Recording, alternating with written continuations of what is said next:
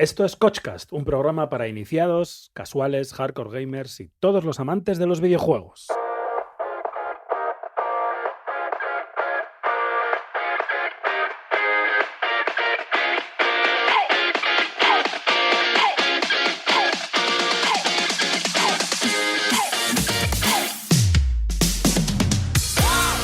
Hola a todos, gracias por estar escuchando una nueva edición de Coachcast. Un nuevo episodio con el que además cerraremos esta primera temporada. César Boquera, Roberto Serrano... Se nos ha hecho corta, ¿no? Demasiado, diría yo. Se ha pasado como un suspiro. Bueno, pues hoy además tenemos el placer de contar con nosotros con Juan Tejerina, editor de la revista Games Tribune y editor también de GTM Ediciones, entre otras muchas cosas. Que además se ha traído un invitado. Juan, ¿qué tal estás? Pues bien, la verdad es que bastante bien. He dicho, ya que me invitan, me voy a traer a mi compañero Juanpe, que además es uno de los fundadores de la revista GTM, es socio de la editorial y es además el mejor amigo que alguien puede desear. Y bueno, he dicho, oye, ¿por qué no te vienes tú conmigo? Vas haciendo callo, vas practicando. Y me ha dicho sí. Digo, entonces, bueno, pues allá voy. Pues nada, Juanpe, gracias por estar aquí. No, a vosotros y a Juan por invitarme, porque yo es que aquí estoy, vamos, estoy maravillado, estoy, vamos, como en casa, porque me encanta todo esto de la red y demás, y nada, además súper feliz de estar con vosotros, así que a ver qué tal será. Pues vamos a hablar de GTM, de todo ese intenso viaje con la revista al final del programa, y mientras tanto contaremos con los dos como comentaristas. Contadme, Roberto, César, ¿qué más tenemos? Tenemos dos claros protagonistas, Final Fantasy XVI y Street Fighter VI, dos inmortales que volverán con muchas novedades en un 2023 cuya parrilla ya se está cargando de lanzamientos importantes. Analizamos a fondo las primeras noticias del retorno de estos dos juegos. Y apostamos además por un nuevo título, Evil West, una especie de crossover entre Oeste, Gore y Shadow Warrior que promete animarnos este septiembre en este difícil momento post-vacaciones. Pues os habla Óscar del Moral y esto es Coachcast, un programa patrocinado y realizado por Koch Media, el primer distribuidor europeo de videojuegos. ¡Empezamos!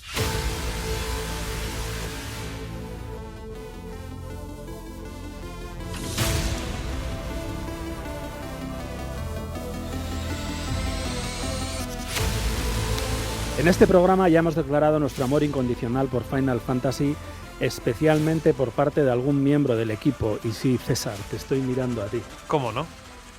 Pero todos, en realidad, lo que estábamos esperando era que cayese el anuncio del lanzamiento del nuevo Final Fantasy y Sony finalmente se ha reservado la sorpresa para su evento State of Play. Y ya por fin tenemos una fecha, aunque aproximada todavía. Final Fantasy XVI llegará a las tiendas el próximo verano de 2023 y será un lanzamiento exclusivo para PlayStation 5.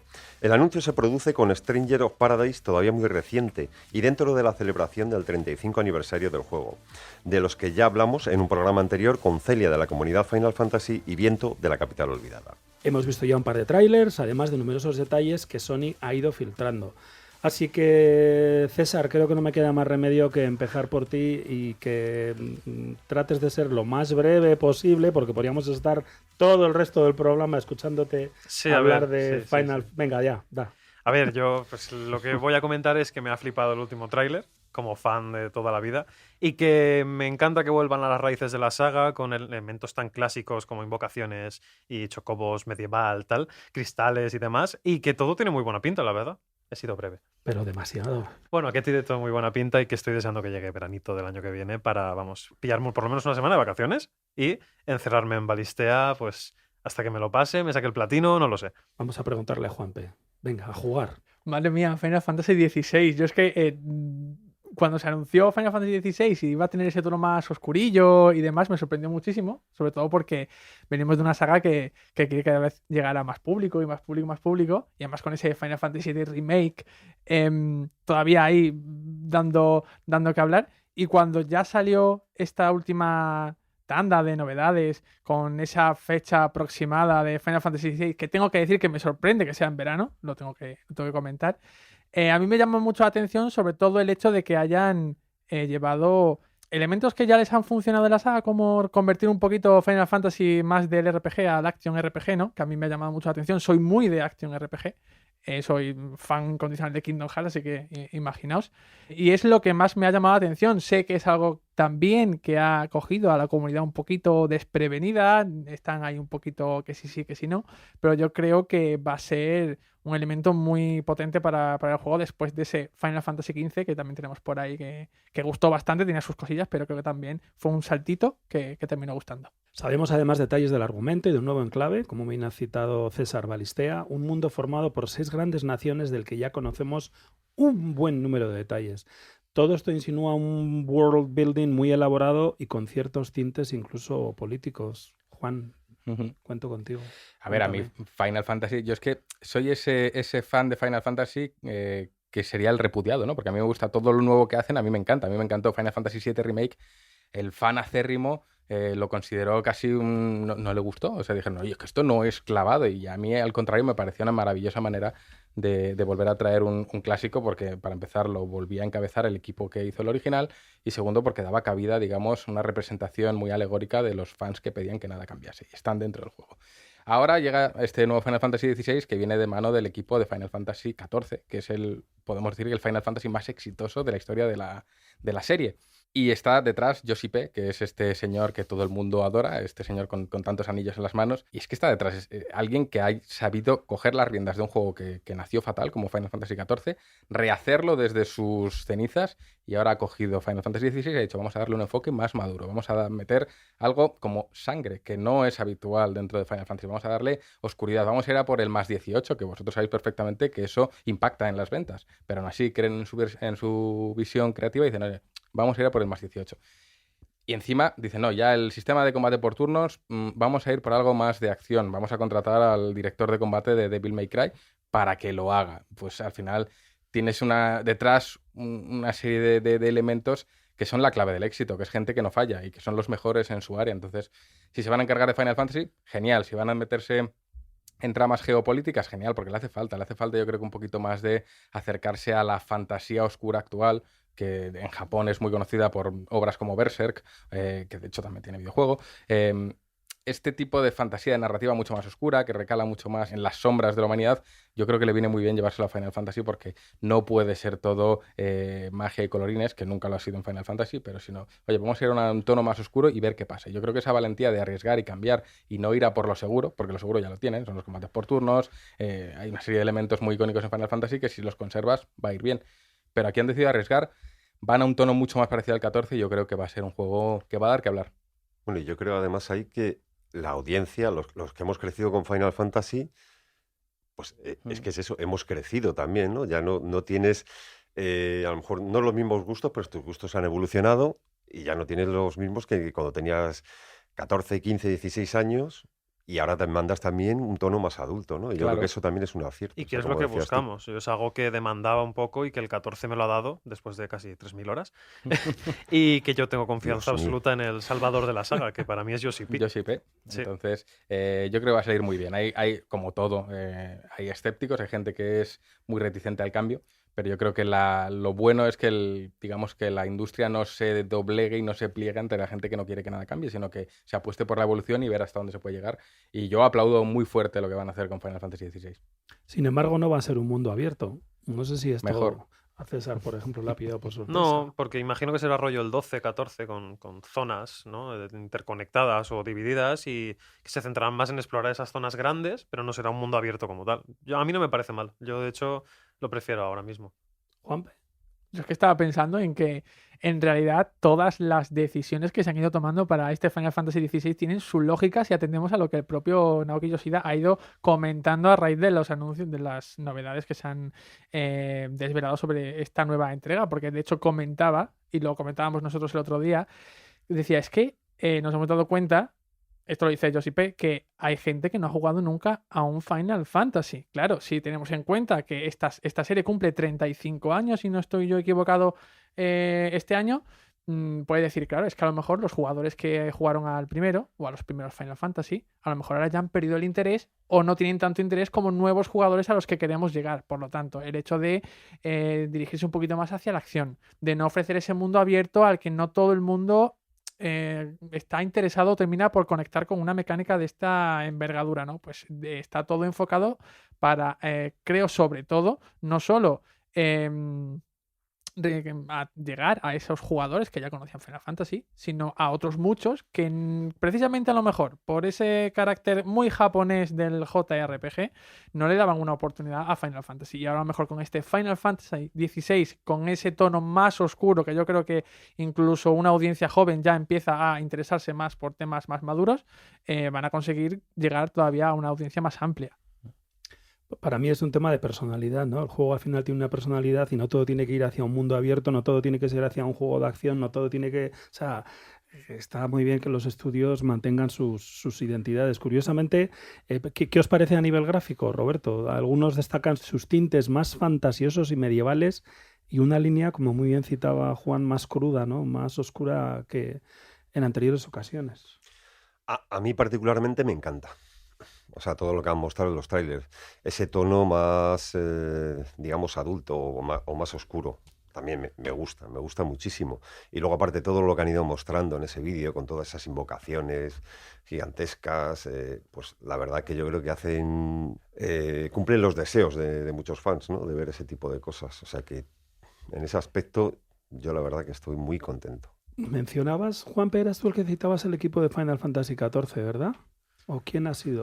Creo que soy yo, pero No le quiero quitar crédito a nadie. no pasa nada. Aquí compartimos créditos hasta Súper la muerte. importante, hay que citar a los autores de los contenidos. Bueno, venía todo esto al hilo de que al final el equipo de desarrollo al completo, con Hiroshi Takai al frente, todos ellos han trabajado en Final Fantasy XIV, con lo cual yo pensaría que es una muy buena noticia, ¿no? Porque hablamos de... César, ¿has dicho 3.000 horas? ¿En Más de serio? 3.000 horas, sí. Desde la uni que empecé, pues esos 5 años, más los 2 de pandemia. Sí, en fin, muchas horas. Pero es que eso es alucinante porque es un juego que nació muerto, el 14. Nací muerto, pero yo ya me incorporé en Heavensward, o sea, en la primera expansión y desde ahí adelante. Y Y es que el que lo rescató fue Yoshi este P. muchacho. Sí. Este equipo yo creo que es el salvador de la saga, lo dicen muchos fans también. Y además creo que la saga no podía estar en mejores manos que en este equipo, ahora mismo. Bueno, es que hay que señalar que, por ejemplo, el propio Hironobu Sakaguchi, que es el creador de Final Fantasy, juega a Final Fantasy XIV. Es verdad, se ha pegado un vicio Él se espectacular. fue de Square Enix a montar su empresa, Miss Walker, dio de lado Este un es el poco... de Blue Dragon. Exactamente, los Odyssey. The Last Grandes Story. juegos, por Dios. Fantasian, de hecho le pudimos entrevistar en la revista nosotros y el tío es un fenómeno, y es que está, bueno, ha creado su propia marca de ropa dentro de Final Fantasy XIV. Es verdad, lo vi en su Sí, sí. Twitter. Sí, Bueno, sí, creo, sí. creo que de hecho se pegó una maratón de jugar a Final Fantasy XIV porque con una de las últimas expansiones que no empezó desde el principio, dice, yo tengo que subirme ahora a Final Fantasy XIV porque creo que guay, que no sé qué, pues él se jugó todas las expansiones y le echó horas ahí con ganas. Sí, En sí. 2 meses llegó Sí, a sí, mi sí, nivel, es que es impresionante. Sí, literalmente en 2 meses llegó a... Bueno, en fin. Bueno, dice Square Enix que tienen ya un juego jugable de principio a fin, pero que lo que quieren es seguir trabajando hasta la fecha de lanzamiento. La verdad es que para los que nos escuchan y al final están interesados en todo lo que es el proceso de desarrollo de un videojuego, que después también tiene mucho que ver con todo el proceso de desarrollo de cualquier otro tipo de contenido, ¿no? ¿Qué tipo de detalles, por la experiencia que tenéis vosotros, pensamos que van a seguir puliendo durante todos estos meses? ¿Roberto? Hombre, pues yo deseo, luego veremos lo que ocurre, ¿no? Yo deseo que, pues estamos viendo que los estudios de desarrollo suelen ir bastante agobiados para llegar a la fecha de lanzamiento y estamos acostumbrados a los parches de lanzamiento en el que se arreglan luego esos pequeños detalles, ¿no? Algún personaje que se ha quedado flotando por ahí, alguna textura. Entonces, si todo eso consiguen al menos, no sé, un 90% dejarlo pulido, yo creo que será una buena noticia para todos los jugadores. Juanpe, tú eres el director de una revista de videojuegos. O sea, Pues, mira, te voy a hacer la analogía y desde que empezamos a hacer la revista hasta que la enviamos a imprenta, ¿qué hacemos desde que ya está todo terminado hasta que nos llegan las revistas a la oficina? Pues es básicamente corregir fallos que se pueden escapar. Al final todos somos humanos, se nos pueden pasar 1000 cosas. Y eso te estoy hablando de una revista de 132 páginas, que es bastante más acotada que un juego de... pero que sale todos los meses. Exactamente. Pues un juego de la envergadura de Final Fantasy XVI sobre el que millones de personas tienen puestos los ojos, pues es incluso más complicado. Yo creo que en las últimas etapas, cuando ya tienen una versión completamente jugable, creo que se van a centrar sobre todo, que lo habéis comentado ahora, en pulir esos fallitos que luego termina encontrando un jugador, termina diciendo, mira, me he encontrado este fallo en Final Fantasy XVI y desluce ese fallo porque se ha hecho viral, que el resto del juego que está pues al 99,9 perfecto. Exacto. Yo me quedo con que al final Final Fantasy XVI va a ser uno de los juegos más esperados de 2023, a tenor de lo que estoy escuchando aquí, no solo por lo que dice César, desde el mismo día además que se ha anunciado su lanzamiento, con lo cual nos quedamos todos pendientes con esa fecha, con ese interés y ese deseo, y después lo cierto es que hablando de leyendas también tenemos noticias de otro célebre coetáneo suyo.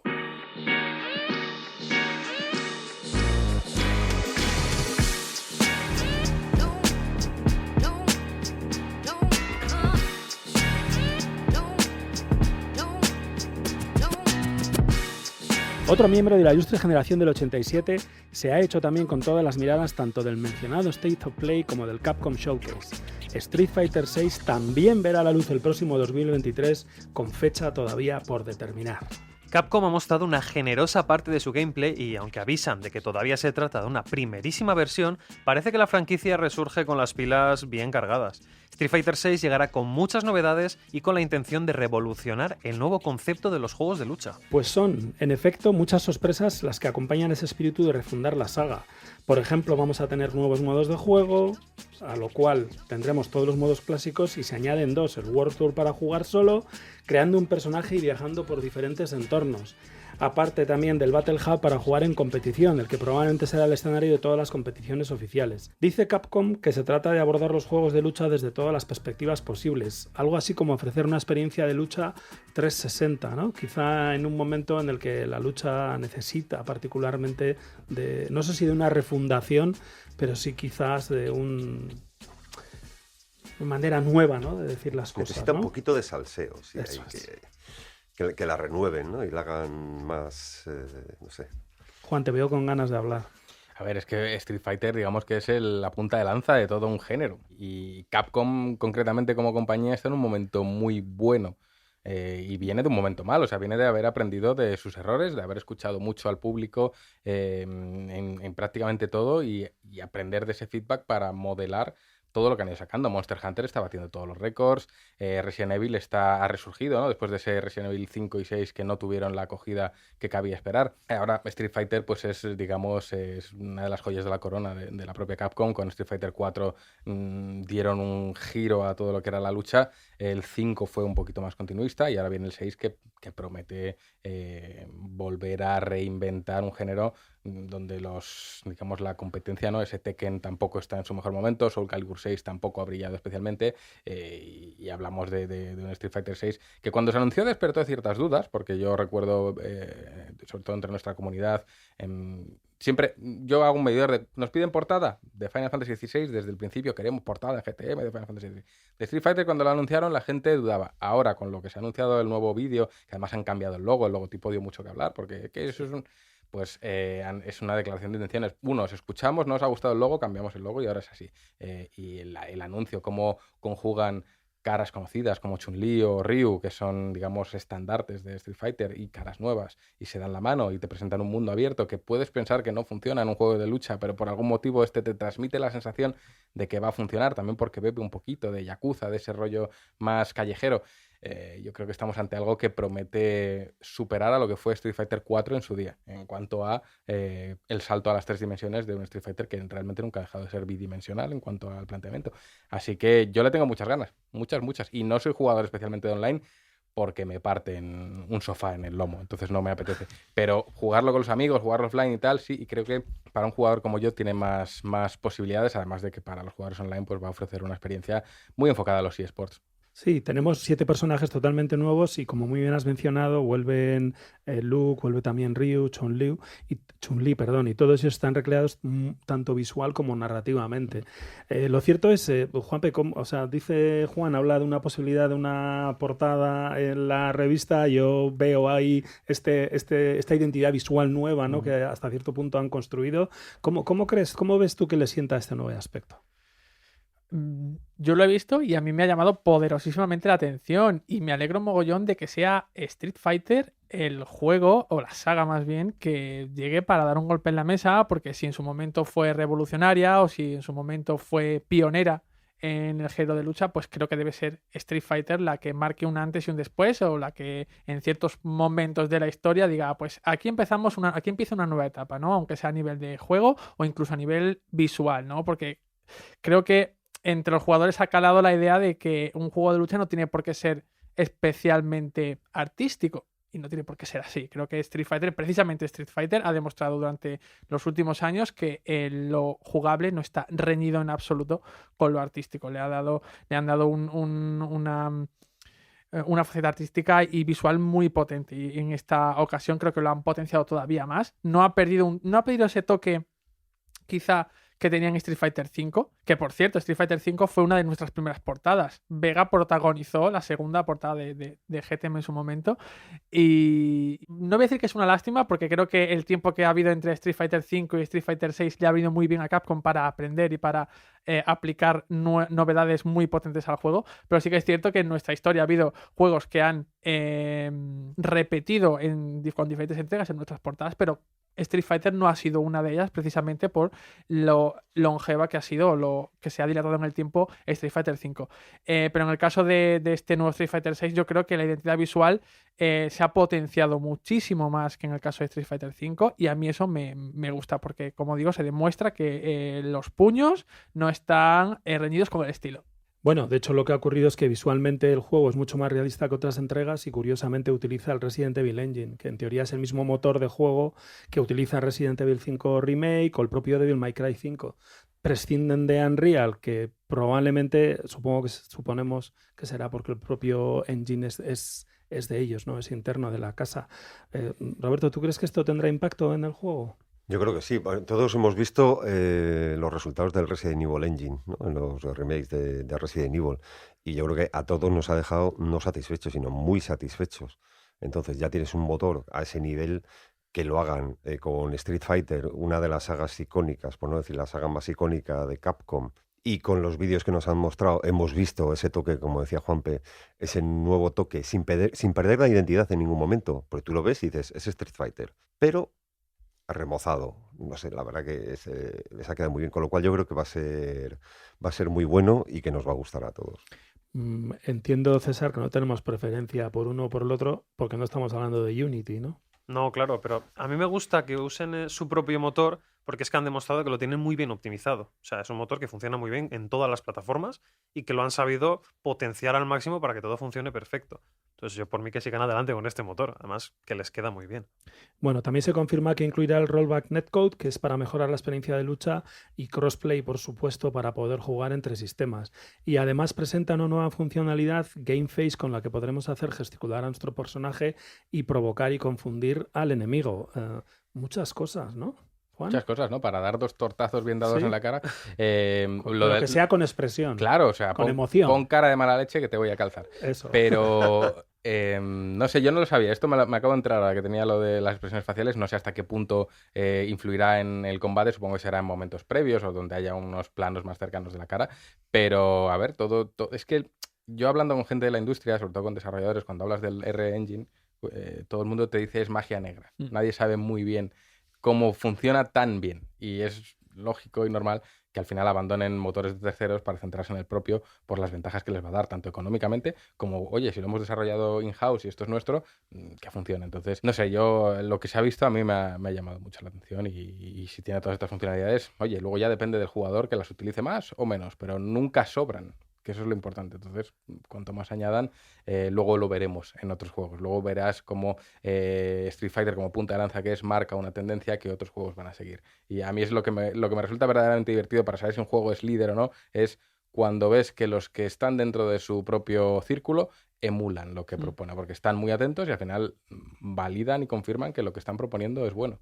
Lo que está ocurriendo, que es a lo que a mí me gustaría pensar, es que estamos viendo cosas que hacen que estén pensando ya en los eSports, ¿no? O sea, todo el tema de las expresiones faciales, la parte de los comentarios dinámicos a la que tan acostumbramos estamos también en los juegos deportivos. Al final, pues sí que es verdad que estamos hablando que todos tenemos en la mente que Street Fighter es el juego de lucha por antonomasia. Correcto, que no me salía lo que estaba diciendo. ¿Está bien dicha? ¿Está mal?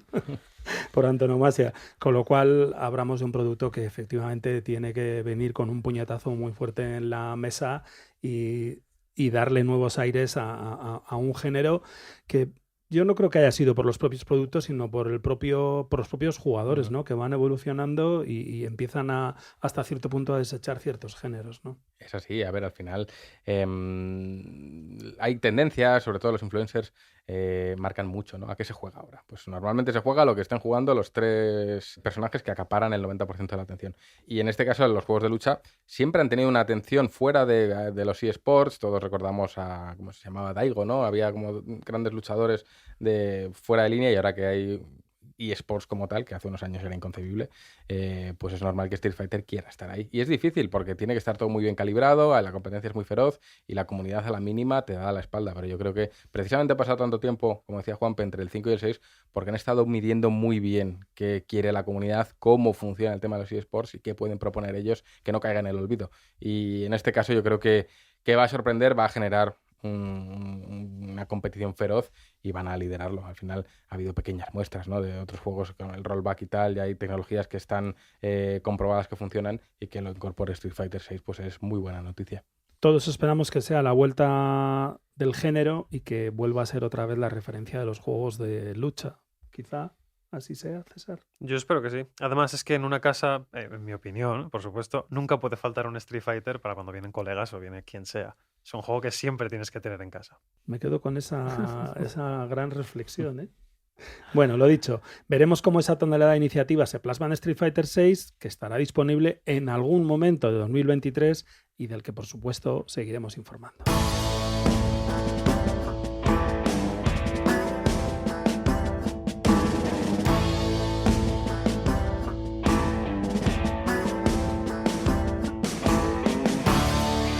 Y después de 2 clasicazos, saltamos ahora a uno de esos títulos nuevos que, por supuesto, también nos alegran nuestra vida gamer. El 20 de septiembre se publica Evil West, un shooter en tercera persona que nos lleva a un lejano oeste habitado por todo tipo de criaturas terroríficas. En Evil West adoptaremos el papel de un solitario cowboy del último de su estirpe, matavampiros, mientras que el país se ve infestado por estos seres nocturnos. Hemos visto unos 10 minutos de su gameplay y responde exactamente a lo que podríamos esperar de Flying Wild Dog, responsables de Shadow Warrior, para quienes no lo conozcáis. Y bueno, pues son sangre, vísceras, acción brutal y una galería de personajes grotescos y macabros.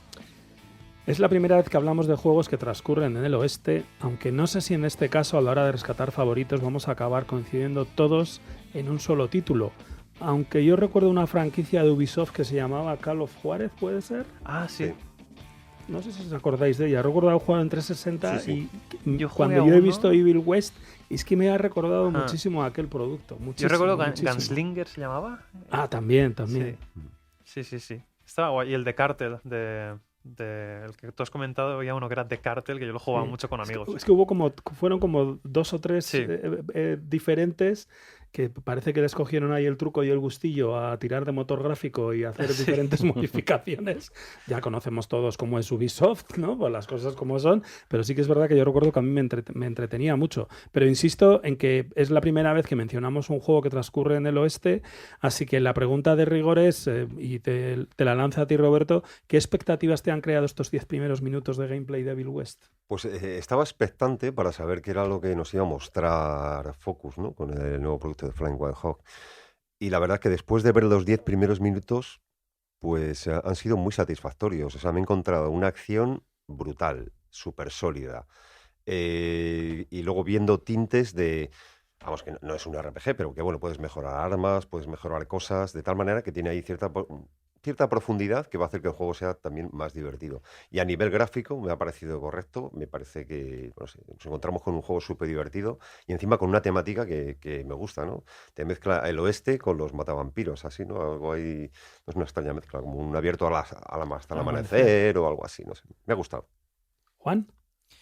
Pues yo decir que no es mi género favorito. Yo con los vaqueros y yo no nos llevamos especialmente bien. Es verdad que todo el mundo tiene preferencias. A mí me pones a un señor con una armadura y me da igual, que lo vuelvo a jugar. Tiene una espada y un escudo y me gusta. Los vaqueros no son mi predilección, pero el hecho de que mezcle con temática de vampiros, que sí está dentro de mis preferencias, me despierta esas sensaciones encontradas de no me gustan los vaqueros, pero me gustan los vampiros, quiero probarlo y en cualquier caso sí que me parece una bonita manera de conjugar 2 elementos que no es tan habitual. Me recuerda también a esa peli de este señor de James Bond, que no me acuerdo, de Daniel Craig, que era Cowboys contra Aliens. Sí. O sea, al final estás mezclando universos que en principio no tienen por qué encajar, pero se pueden hacer encajar. Así que, como ha dicho Roberto, el tráiler oye, tiene muy buena pinta, tiene buena acción, tiene esos elementos de rol que pueden darle cierto juego, y yo de momento le voy a seguir la pista. Luego habrá que ver por dónde se decanta, pero es verdad que a mí el género del western como tal no me apasiona. ¿Cómo se llamaba la película aquella de Will Smith en la que hablaba también de máquinas? Wild Wild West. Esa también, es que también tiene una estética así hasta cierto punto Sí. muy parecida, ¿no, Juanpe? Te veo que sonríes. Sí, porque me estaba acordando de es lo que me pasa a mí. Vosotros comentáis una escena de realidad y yo la transformo a los Simpson y me he acordado del profesor Frink, que también tiene una especie como de araña steampunk que creo que es parecida a la que sale en Wild Wild West, y pues yo me estaba riendo de ese momento en el que con una telaraña coge al director Skinner. Yo Es sé que verdad. funciona así. y yo estaba pensando cómo se les ocurre unir estas dos temáticas, ¿no? Sobre todo porque, si bien me llama la atención que con referentes tan potentes en la industria del videojuego de la temática western no haya habido más títulos que se hayan prodigado en esta temática, ¿no? Y que para cuando sale uno con esta carga de acción la combinen con vampiros, ¿no? Me llama muchísimo la atención y creo que son dos elementos que por separado no han tenido mucho recorrido. Puede ser que desgraciadamente no ha habido propuestas así más masivas, pero cuando se juntan puede ser que funcionen muy bien, y me llama muchísimo la atención. Eso, y que estabais mencionando combinaciones raras, pero yo me estaba acordando de la de Abraham Lincoln, cazador de vampiros, que también está por ahí, ¿eh? También. Bueno, uno de los comentarios que más se está repitiendo en las redes sobre este juego es su toque gore y explícito, con lo cual esperemos que le pongan un más 18 bien clavado para que los niños se mantengan alejados. Pero sí que es verdad que parece que es una de las bazas que recupera el estudio, que, como decías, César, anteriormente, es el mismo que ha hecho Shadow Warrior. Sí, y además se nota mucho en algunos de los combos y sobre todo en su acción desenfrenada. Yo tengo muchas ganas de probarlo y el gameplay de 10 minutos me ha dejado loquísimo. O sea que muchas ganas de ponerme a los mandos. Muy buena observación, porque no es un mundo abierto como tal, pero sí que permite cierta exploración. Esto enriquece esa experiencia de lo que es un shooter, ¿no? Sí, yo creo que sí. Aparte que una de las cosas, pues bueno, en el gameplay nos ha dejado muy claro por lo que apuesta el título, ¿no?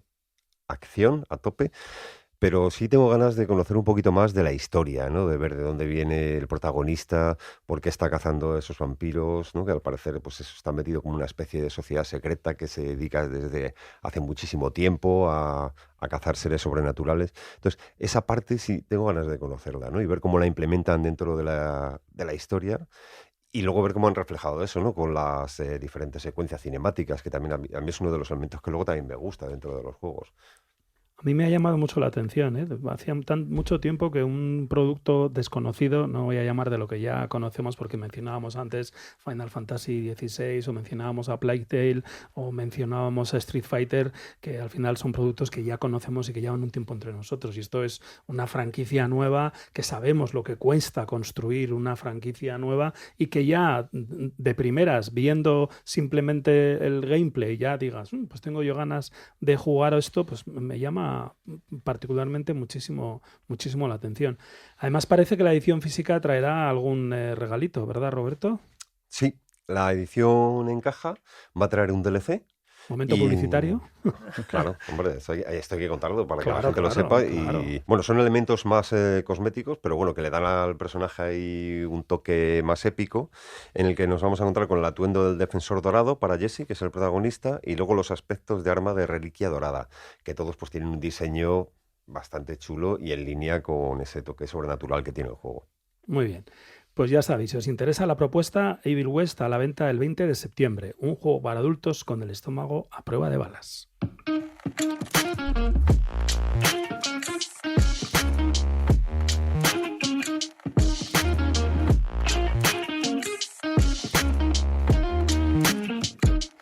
Reservamos como de costumbre este último tramo del programa para conocer un poco más a nuestros invitados, porque hoy tenemos dos, curiosamente trabajando en la misma empresa, en el mismo medio, con el mismo interés.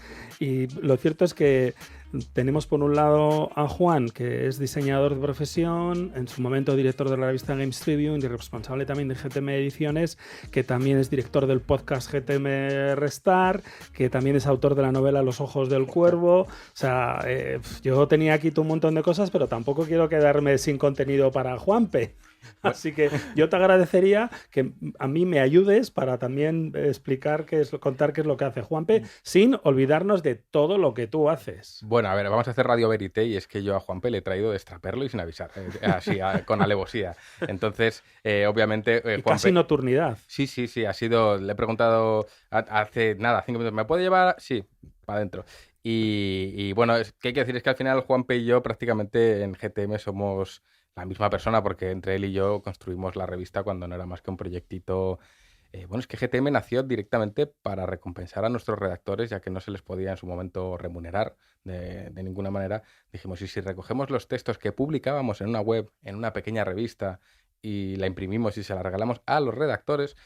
Y de aquella idea tan pequeñita, dijimos, ¿y si la ponemos en la web para si alguien la quiere comprar y que nos ayude a pagar el coste del servidor? Bueno, vamos a probar. Y bueno, pues desde aquello ha llovido mucho, 7 años. Y aquí estamos. Nadie daba un duro porque una revista en papel fuese a funcionar, mucho menos una revista sin publicidad, mucho menos una revista por suscripción, mucho menos una revista que no llega a kioscos, que es que tienes que suscribirte. Y bueno, a veces... Mucho menos en una época en la que Internet está todo. Sí, claro, o sea, ¿quién va a pagar para leer si en Internet te puedes hartar? Nunca te vas a leer Internet entero. Pero bueno, dijimos, venga, vamos a ponerle cariño en el diseño, cariño en la edición, cariño en el trato al cliente, en el trato al suscriptor, que es el que lo hace posible. Vamos a mantenernos como prensa fieles a, oye, si hemos dicho sin publicidad, es sin publicidad. Porque al final la publicidad influye en la prensa. Y es que es así, ¿no? Y no lo digo porque mucha gente habla del típico los maletines. No, los maletines no existen. Lo que pasa es que si yo le estoy dando una página de publicidad a X juego y luego le pongo una nota mala porque X juego no me ha gustado, puede ser que me retiren la publicidad. Entonces, para que no ocurra eso, muchas veces dices, bueno, no le voy a poner tan mala nota. Y al final se crea una especie de condicionamiento en el que no puedes decir libremente o te autoimpones ciertas mesuras que si tuviese con profesionalidad te las puedes imponer igual. Y decidimos tirar por ahí. Sobre todo porque sabíamos que el público estaba, por aquel entonces, muy descontento con la prensa que había. En la actualidad había mucha desconfianza. De hecho, en España hay mucha desconfianza hacia la prensa en general. En cualquier, ya no hablo del videojuego, en cualquier sector la prensa despierta recelos. Siempre se intuye que el periodista está vendido. Entonces, de algún modo, nosotros decidimos intentar demostrar con hechos que no era así. Y montamos la revista sin ninguna pretensión. De hecho, bueno, Juanpe por aquel entonces compaginaba su trabajo como periodista con 4 o 5 medios a la vez para poder llegar a fin de mes. Yo estaba en mi empresa a la vez trabajando por aquel entonces en el grupo Vocento, llevaba el equipo de diseñadores de allí y esto no era un hobby, pero tampoco pensábamos que fuese a llegarnos a dar de comer nunca, porque era francamente difícil. Y de hecho, una de las bromas recurrentes dentro del equipo era el día que tengamos una oficina, y hoy por hoy ya estamos buscando nuestro cuarto cambio de oficina, de lo que ha crecido todo. Y lo que era una revista ahora es una editorial. Está la revista GTM, está la revista Kaibun, están todos los libros que hacemos, los libros de arte que hacemos, está el podcast, está el canal de Twitch y al final hubo que decidir, cuando ya creció lo suficiente, ¿qué hacemos? ¿Seguimos compaginando trabajos con esto o nos dedicamos por completo a ello? Y decidimos dar el salto. Juanpe se vino desde Extremadura hasta Madrid a vivir, cambió toda su vida para dedicarse a ello. Yo dejé mi puesto en CBRE como responsable de diseño para centrarme en esto. Rami, que es la tercera pata del equipo, él trabajaba en cocina y dejó los fogones para centrarse en esto. Y así llevamos, ¿cuánto, Juanpe? 3 años y ni tan mal. Entonces llegamos a un punto en el que yo dije, yo ya no estoy dirigiendo la revista, es Juanpe. Juanpe es el que reúne al equipo, selecciona los contenidos, habla con uno, habla con otro, les modifica los textos, cambia, vuelve a hacer, organiza las entrevistas, las hace él, porque Juanpe es periodista. Yo soy diseñador, entonces cuando ya estaba montada la arquitectura de la revista como producto, hacía falta que un profesional de la comunicación la liderase y bueno, lleva él ya más de un año liderándola y la verdad es que creo que está en mejor salud que nunca. O sea que de ahí viene Juanpe, pero es que Juanpe y yo somos, es que antes que compañeros somos amigos, somos hermanos casi, entonces no puede estar en mejores manos y para mí es una tranquilidad enorme que Juanpe lidere la revista porque yo me puedo centrar, pues ahora vamos a hacer un libro, ahora vamos a hacer otra cosa, ahora vamos a hacer tal. Entonces yo voy creando ideas o productos y Juanpe como periodista que es, pues tiene dominada la revista. Entonces he dicho, oye, mejor vente tú y habla tú como director de la revista que lo que pueda decir yo, que yo es que soy un simple diseñador. Pues no sé si tengo más preguntas, señoría. Pues menos mal. Bueno, sí que es cierto que al final el producto bueno, llamarlo producto, la verdad es que casi sería un poco desprestigiarlo, ¿no? Porque hablamos de una obra de arte. Bueno, así es como nosotros percibimos en nuestro trabajo, porque sabemos el trabajo que hay detrás para hacer pues una revista. Roberto y yo particularmente, que hemos trabajado en el medio impreso hace muchísimos años, sabemos lo que cuesta el esfuerzo de estar pensando temas, y luego particularmente lo que a mí respecta a una revista que sí, que tenía su producción, pero eran páginas hasta cierto punto, tirábamos de maquetas, plantillas, y no había que estar hasta cierto punto volviéndose loco.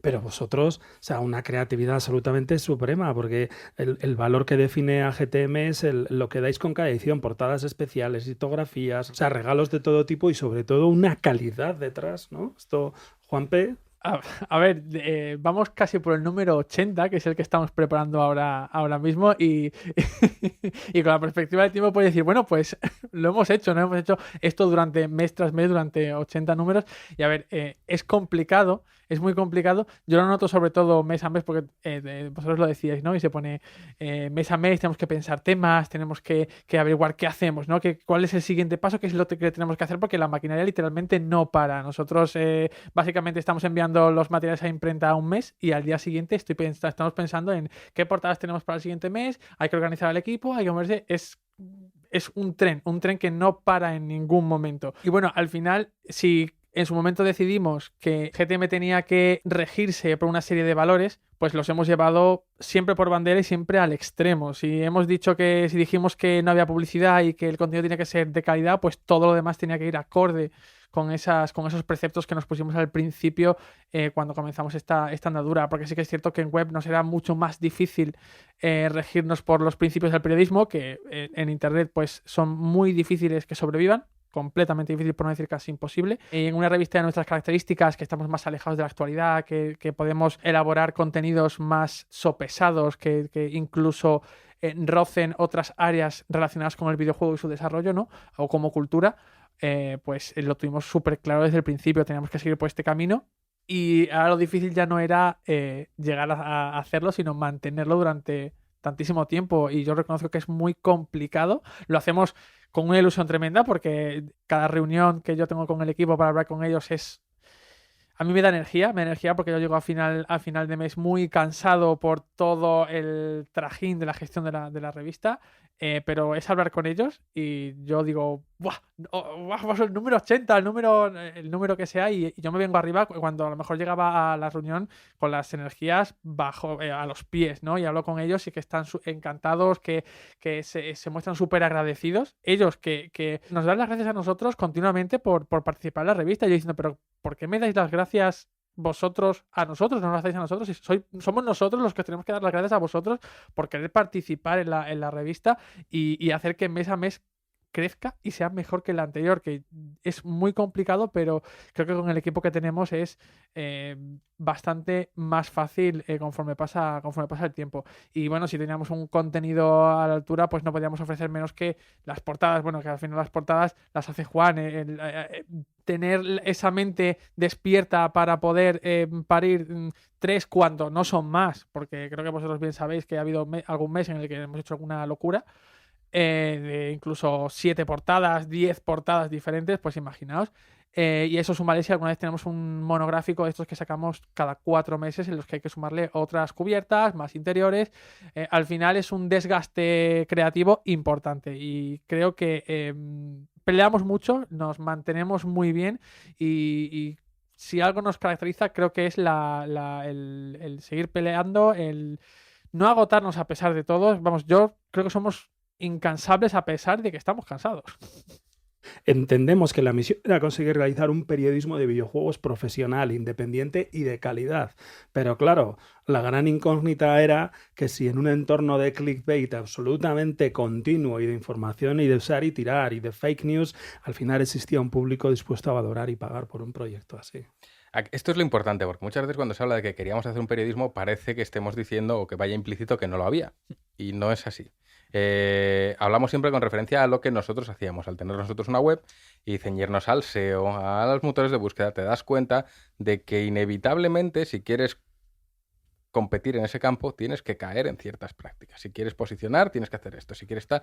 Y nosotros no estábamos de acuerdo. No queríamos que Google nos dijese, para tú estar aquí, tienes que hacer así. Dijimos, no es lo nuestro. Vamos a hacer algo más sopesado, más medido, de más calidad y que no dependa del clickbait, que dependa de alguien que tenga el interés suficiente como para pagar por leerte. Y si es lo suficientemente bueno, se quedará. Y si no lo es, pues cerramos y cada uno a su casa. Y 80 números después, pues resulta que sí que hay gente que está dispuesta a darte esa primera oportunidad, pero lo importante no es que te la dé, es que se quede. Porque si no, no tendríamos 80 números. Entonces, de ahí nace todo. No estamos aquí para reinventar el periodismo, ni mucho menos. Hay excelentes compañeros que hacen trabajos maravillosos. Hay otras revistas brutales ahí fuera de las que aprendemos todos los meses, pero nosotros decidimos que no queríamos estar dentro de un entorno online porque las normas que marca Google no las compartíamos. Y con un periodista como Juanpe, a Juanpe se le llamaban los demonios cuando... Es que hay veces que incluso te obliga a pervertir el idioma en el que hablas para posicionar. Y eso es algo que no iba con nosotros. Y dijimos, bueno, si ya online no queremos estar, ¿qué podemos hacer? Aprovechemos que hay un diseñador un poco ahí, este de aquí, que habla y que haga algo, que haga una portada a ver si sale, y salió. Pero ya está, teníamos claro que era así. Es que son muchos números. Además, ahora con esos 80 números de GTM habéis decidido meteros en otro proyecto nuevo y lanzáis el primer número de Kaibun, una revista con edición de lujo dedicada en exclusiva a la cultura japonesa. Mientras todo esto ocurre, obviamente estáis preparando el siguiente número de GTM con los extras, las iniciativas, o sea, todas esas cosas que también nos gustaría que nos contaseis. Pero es que estáis, venga, a abrir melones continuamente. Pues, en realidad parece mentira, pero así funcionamos nosotros.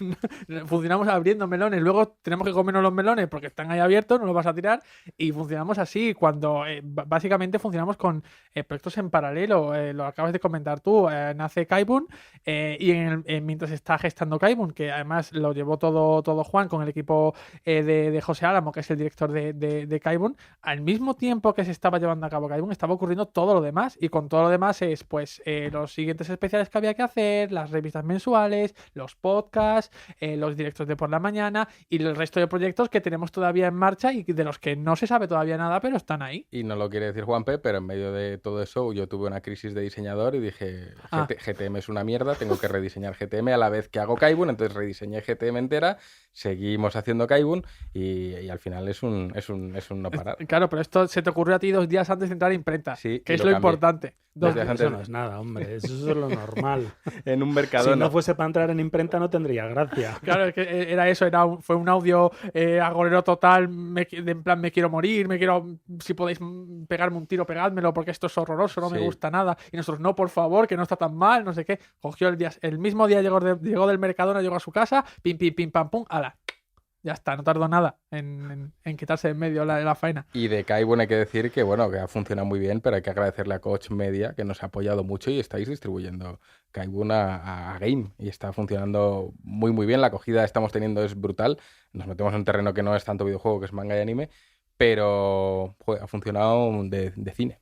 A ver, nosotros creemos desde hace muchos, muchos años que sí que hay espacio en las tiendas de videojuegos, y no hablamos solamente de games, sino de todos, para llegar con un contenido que no tiene que ser única y exclusivamente videojuegos.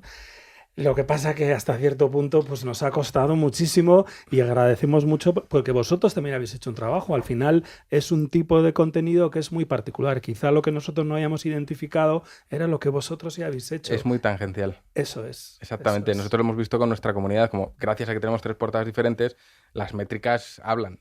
Y las métricas te dicen que de tus lectores pues hay un porcentaje muy alto que te pide la portada del videojuego japonés. Y ya empiezas a ver, oye, hay una tendencia, igual que hay ciertos juegos que en apariencia pueden vender mucho y no venden revistas. Puedo poner un ejemplo, Halo. Decimos, ostras, le hemos dado una portada a Halo y no ha funcionado como esperábamos. Otros juegos de menor corte, japonés, menos conocido, de repente, oye, esto lo pide la gente. Luego ya interactúas con tu comunidad y te dicen que es que son consumidores de manga, son consumidores de anime, les gusta... Y te dicen, ¿cómo molaría una GTM de anime? Una GTM de anime. Entonces tú tienes que extrapolar esa idea abstracta en cómo podría ser y cómo podría encajarla en un flujo donde yo ya estoy haciendo una revista todos los meses. Pues tiene que ser algo de 6 meses, más contenido, más páginas, mejor pensado, que sea también combinable con la suscripción que ya tienen tus suscriptores. Si ya están pagando 10 euros al mes, no les puedes pedir otros 10 al mes. pero sí les puedes decir 20 más cada 6 meses. Eso sí.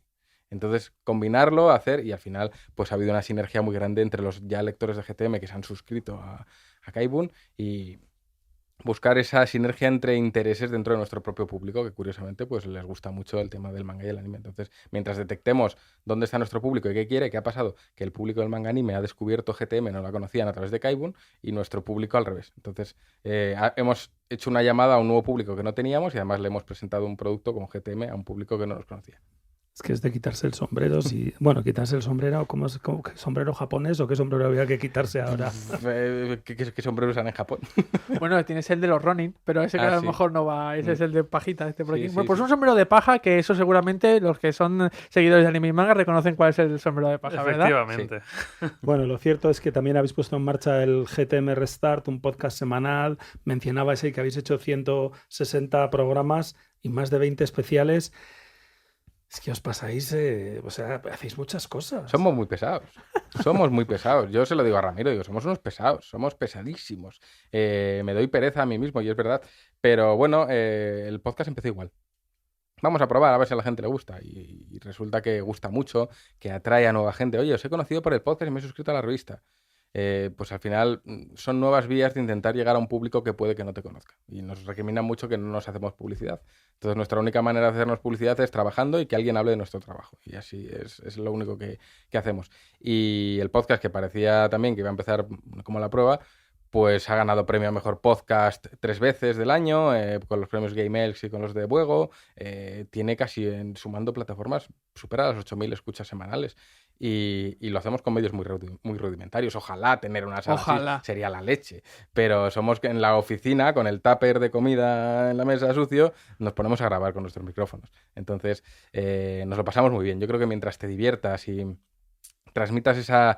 digamos, te lo estás pasando bien y al final la gente lo pilla, igual que cuando te lo estás pasando mal y disimulas, la gente lo pilla también. Entonces, te equivocas, bueno, pues estás equivocado y que salga el error. Entonces, esa cercanía que también tenemos en la revista queríamos trasladarla al podcast y a la gente yo no sé cómo a la gente le gusta, siempre lo digo, no sé cómo os gusta esto, pero les gusta. Entonces, mientras nos lo pidan, estamos ahí. Bueno, pues quizá lo que ocurre es que hacéis algo que es muy inteligente, que es escuchar, ¿no? Sí, bueno, Juanpe me echa la bronca. Sí, a ver, yo... Debería ser más sordo, quizás. No más sordo, pero yo le conozco muy bien. Sé que al final tenemos un histórico en el que gracias a la comunidad es que hemos conseguido todo lo que tenemos, por lo tanto es lógico darle peso a la opinión de la comunidad.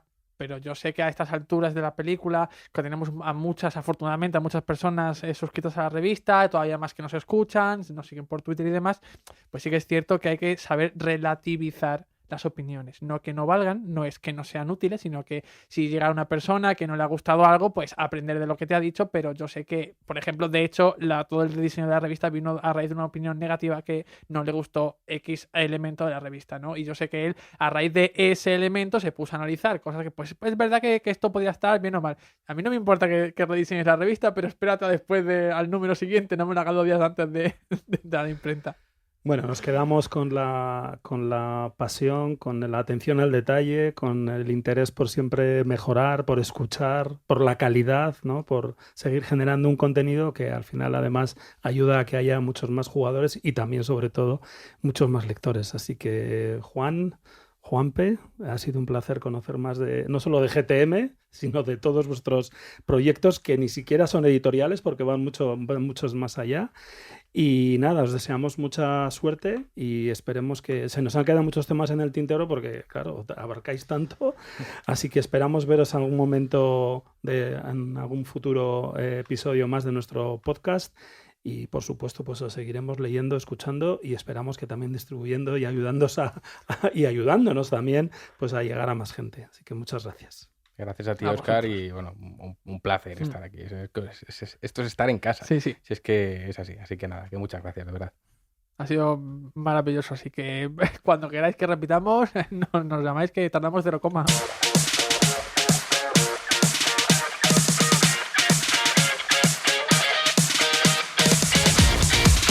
Este ha sido el programa 14 de Coachcast, el programa que cierra nuestra primera temporada. Juanpe, Roberto, César, Muchas gracias por vuestra participación en una edición tan especial.